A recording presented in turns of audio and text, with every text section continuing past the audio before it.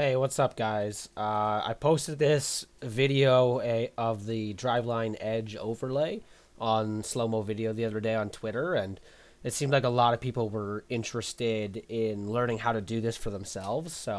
And it's kind of a little bit of a hard process, but it honestly is pretty easy once you get the grasp of it. So hopefully I'll just keep this video really short so that you guys can learn how to do this, but obviously this is the first time I've ever kind of done a tutorial like this on Adobe, so I hope that you learned something, but I apologize if this was a little complicated. So let me just show you the clip first and foremost. So I'll just click play here on the timeline and see what we got going. So this overlay right here is what is where the money's all at. So being able to have this Driveline Edge video over top of the hand positioning is a great way for athletes to visualize kind of what they're doing. So I'm just going to use the same timeline here and recreate it just for the sake of time. So first things first, we're going to drag in the Driveline Edge video, so you can just save this onto your computer through the Driveline app, and you're basically going to go in and create you're going to go onto the opacity, so right here, and you're going to select one of these masks options. So they already have a pre-created like circle, so I'm going to do this. I'm going to drag this over top of it, and I'm going to kind of get it a little bit tighter than what the preset is. So I want to kind of wrap the ball around completely. So that's good. So I'm going to go here. That's good. I think the next step is I'm going to drag in my other clip right here. Hold on, let me just drag this up here. Okay, so you can see what this has done is basically overlaid it like that. The next step is to isolate the frame of ball released. So how we do that, this clip is pretty long, but if I go basically right, oops, for fuck's sakes. If I go to 1, 2, okay, right here, I'm going to go into the clip section. I'm going to click on this on the actual high-speed video. I'm going to click on clip. Up here, I'm going to go to video options, and I'm going to insert a frame hold segment. Okay, so what you'll just see that did is it took this frame at ball release and it basically created a freeze on it. So you can then make this a little bit longer if you want. So let me just drag it out like that, and then I'm going to basically overlay the edge video over top of this. Okay, so you see it right here.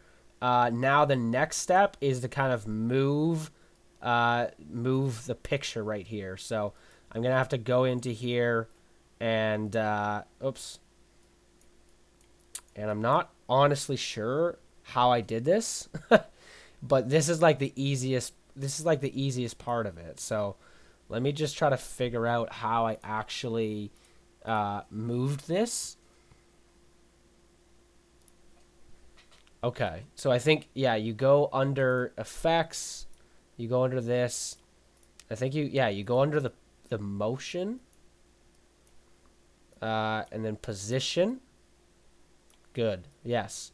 So, okay, so here, so you see I can like change, so if I drag this over top of here once again, I can kind of play around with the scale, right, and drag it over, kind of get it closer to where I want it to be.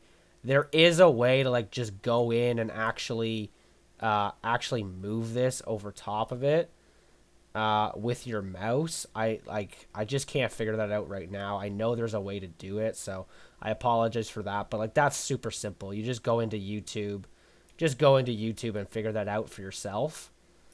Okay, boom. So let me make this a little bit smaller. Right, so hopefully you can see kind of everything that I'm doing right here. So I'm just, playing around with the position sliders right here to get it kind of into the position where his hand is, where the ball is. Let me get this a little bit bigger. Okay, and then now the thing that I want to play around with is going back into the opacity setting.